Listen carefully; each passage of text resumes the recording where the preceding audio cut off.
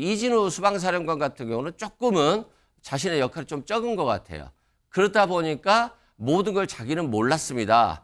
그리고 자신이 지시받은 건 대통령이 검찰총장인데 네. 법을 몰랐겠냐. 대통령의 지시는 합법이라고 생각했다. 그리고 자신도 계엄을 TV 보고 알았다라고 하는 것들을 보면 결국 이게 변론 전략인 것이지 결국 진실에 부합하는 진술을 하고 있지 않고 또 증언을 거부하는 것은 헌법상 권리이기 때문에 네. 헌법재판관이 진술을 강요할 수는 없잖아요. 아무래도 이제 그 3명의 증인 자체가 이제 그 국회 측 증인이다 보니까 뭐 당연히 이제 그 지금까지 나왔던 얘기가 별반 다르지 않을 거다. 그러니까 네. 윤석열 대통령의 체포 지시가 있었고 국회의원들을 끌어내려고 했다. 이런 증언이 나올 거라고 예상됐는데 전혀 지금 이제 예상하지 못한 증언들이 나오고 있는 거거든요. 네. 그렇기 때문에 이제 그 저희가 또 예상했던 것이 헌재 재판 결과 자체가 굉장히 좀 신속하고 빠르게 나올 거다. 4월 18일 전에 이제 대통령에 대한 탄핵이 결정될 거다. 이런 예측이 많았는데 어제 이제 그 어떤 그 변론을 쭉 봤었을 때는 이게 좀 헌재 재판이 늦춰질 가능성도 분명히 있어 보입니다. 아마 군인들이면 장갑차 안에서 무전기 3개 들고 작전을 하면 무엇이 기억나고 안 나고 내가 한 말이 무엇인지도 모릅니다. 저도 지금까지도 마치 조각이 편린된 것처럼 생각이 안 나서 12월 31일 날 우리 검사하시는 분이 이렇게 진행이 됐습니다 했을 때 그때 저도 시간이 이렇게 지나갔구나라는 그 2시간을 이해했습니다. 근데 이 내용을 가지고 저보고 다 얘기하라고 한다면 사실은 그건 굉장히 위험하고 오히려 위증 가능성이 많다고 생각하기 때문에 제가 답변을 못 드린다는 것을 양해드리면서 이 자리에서 지시에 관한 부분이 어떻게 전파되고 어떻게 되는지는 재판장님 죄송하지만 형사재판에 관한 사항이라 제가 진술을 자세히 할 수 없습니다. 죄송합니다. 그 14명의 명단을 혹시 받으셨냐고 거기에 대해서도 답을 하시기가 곤란하신가요? 그 부분도 이 형사재판에서 정확히 다투도록 하겠습니다. 네.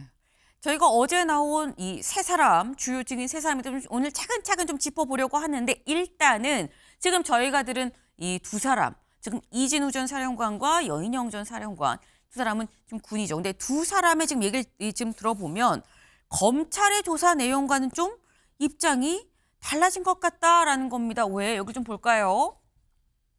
여기 지금 검찰 공소장과 검찰 조사 부분입니다. 검찰 조사에서 이진우 전 이 수방사령관이 뭐라고 얘기했느냐. 계엄 당일 밤 윤 대통령이 여러 번 전화를 했고 마지막에 3번째 통화에서 이 국회의원들을 끌어내라고 지시를 했다라고 얘기를 했다라는 게 검찰 조사 내용으로 알려진 내용인 건데 어제 한 얘기는 직접 들으셨죠. 체포 지시 받은 바 없고 더 이상 답변 드리지 않겠다라고 얘기를 했다라는 겁니다. 여인영 전 이 방첩사령관에 대해선 검찰 조사 내용에 따르면 비상계엄 때 김용현 전 장관으로부터 받은 체포 명단 윤 대통령의 평소 사석에서도 문제가 있다고 언급했었던 사람들이에요라는 취지의 얘기가 있었다라는 건데 근데 어제 직접 나와서 한 건 품평이라는 단어가 뭐간 건 맞긴 맞는데 체포 명단 관련 좀 다른 진술들이 많네요라고 얘기를 했다라는 거예요. 그러니까 기존에 검찰에서 했었던 조사 내용 알려진 것과 어제 직접 나와서 한 내용이 좀 다르다라는 겁니다. 근데 이게 지금 검찰 내용과 그럼 왜 입장이 달라진 거냐라는 생각이 들어요. 이승훈 변호사님. 일단 헌재에서 대화를 하는 건 영상으로 남는 거잖아요. 네. 그렇기 때문에 나중에 진술을 형사재판에서 바꿀 수가 없는 거예요. 네. 전 국민이 봤는데 어떻게 바꾸겠어요? 그렇죠? 그렇기 때문에 변론 전략이라고 보시면 될 것 같고 또한 이진우 수방사령관 같은 경우는 자신의 행위가 정당한 직무집행으로 알았다. 네. 대통령이 검찰총장 출신인데 설마 위헌 위법적인 계엄을 할 것이라고 생각하지 못했다라고 하는 건 자신은 항명을 하지 않기 위해서 합법적인 지시를 받았을 뿐이지 불법적인 행위를 하지 않았다. 결국 무죄 전략을 쓰거나 중요 임무 종사자에서 빠져나가려고 하는 전략인데 문제는 국회의원을 체포하려고 했다. 또는 네. 국회의원을 끌어내려고 했다. 이건 명백한 위헌 위법이라는 게 확실시되는 거거든요. 그래서 이 부분에 대해서는 인정을 안 하는 거죠. 그래서 이 부분에 대해서 인정을 안 하면서도 이 계엄이 합법적인 줄 알고 대통령의 명령을 따랐기 때문에 네. 이건 자신은 적법하다, 죄가 없다. 이걸 이제 노리는 전략이라고 보시면 될 것 같습니다. 그러니까 지금 말씀은 지금 이 헌재의 이 변론 심리를 모든 전 국민이 보고 있기 때문에 이게 다 증거로 남는데 본인의 형사재판을 생각을 했을 때 몰라서 그랬던 거다라는 취지로 가야, 전략적으로 그렇게 가야 본인한테 형사재판에서 좀 유리하니까 이렇게 답변을 전략적으로 한 게 아니겠느냐라는 말씀이에요. 근데 그렇다고 하면 성재준 위원님, 사실 어제 주요 증인이 3명이 나왔었거든요. 3명이 나왔는데 지금 이진우 전 사령관, 여인영 전 사령관은 뭐 약간 좀 유보적인 태도, 잘 모르겠는데요, 뭐 답할 수 없습니다, 이런 취지였습니다만, 홍장원 전 국정원 1차장은 기존의 입장 그대로 싹 끌어내라고 지시했습니다 라고 또 얘기를 해서, 그럼 양쪽에 어떻게 보면 군 출신의 두 사람과 뭐 지금 이제 전직이니까 민간인이라고 친다면 홍장원 전 차장의 이 입장이 왜 이렇게 다른 것이냐라는 생각이 또 들 수 있거든요. 그러다 보니까 사실 이제 그 저희가 어제 있었던 변론을 많은 분들이 예측할 때는 네. 아무래도 이제 그 3명의 증인 자체가 이제 그 국회 측 증인이다 보니까 뭐 당연히 이제 그 지금까지 나왔던 얘기가 별반 다르지 않을 거다. 그러니까 네. 윤석열 대통령의 체포 지시가 있었고 국회의원들을 끌어내려고 했다. 이런 증언이 나올 거라고 예상됐는데 전혀 지금 이제 예상하지 못한 증언들이 나오고 있는 거거든요. 네. 그렇기 때문에 이제 그 저희가 또 예상했던 것이 헌재 재판 결과 자체가 굉장히 좀 신속하고 빠르게 나올 거다. 4월 18일 전에 이제 대통령에 대한 탄핵이 결정될 거다. 이런 예측이 많았는데 어제 이제 그 어떤 그 변론을 쭉 봤었을 때는 이게 좀 헌재 재판이 늦춰질 가능성도 분명히 있어 보입니다. 왜냐하면 양쪽의 입장이 지금 이제 너무 판이하게 다른 상태다 보니까 네. 물론 이제 우리가 공소장의 내용과 이번에 이제 그 변론했던 내용 자체가 다른 것인데 이진우 이제 그 전 사령관 같은 경우는 이번에 이제 검찰의 공소장에 대해 가지고 본인께서 그렇게 얘기를 했거든요. 내가 뭔가 확인되지 않은 내용이 들어가 있는 것 같다라는 식으로 이번에 또 얘기를 하다 보니까 네. 아무래도 이제 그 검찰의 그러면 어떤 그 조서 과정이나 공소장에 들어가 있는 내용이 오염돼 있는 건 아니냐 또 이런 논란이 있을 수도 있거든요. 그리고 이제 그 검찰이 공소장을 작성할 때 같은 경우는 양측의 이제 그 입장이 상반되는 게 있다라고 한다면 어떤 객관적인 증거를 기반으로 해가지고 한쪽의 어떤 입장을 썼을 수도 있는데 네. 그러면 그 증거가 이번에 그 헌재 변론 과정에서 공개가 됐냐라고 한다면 그거는 또 아니거든요. 그러다 보니까 어떤 객관적인 증거가 부재한 상태에서 양쪽의 입장이 이렇게 판이하게 나뉜다라고 한다면 네. 아마 제가 봤을 때는 헌법 지금 이제 재판관들 같은 경우도 어제의 변론을 통해서 금방 뭐 결정이 되겠다라고 예상을 했다가도 네. 아마 양쪽의 입장이 달라지는 걸 보면서 이거 좀 우리가 좀 다른 것들을 살펴봐야 되지 않나 이런 고민이 필요했을 것 같습니다.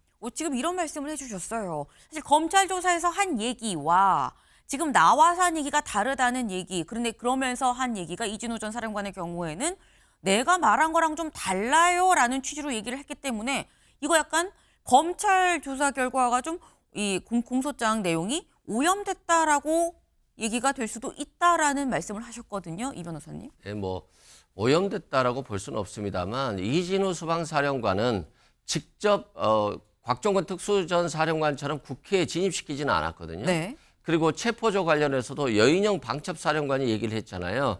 그래서 자신은 몰랐다. 자신이 김영현 전 장관한테 받은 지시는 합법적인 지시만 있었고 나는 네. 합법이라고 여겼다. 그렇기 때문에 아무래도 진술에 있어서 자신의 방어의 범위가 좀 더 넓어요.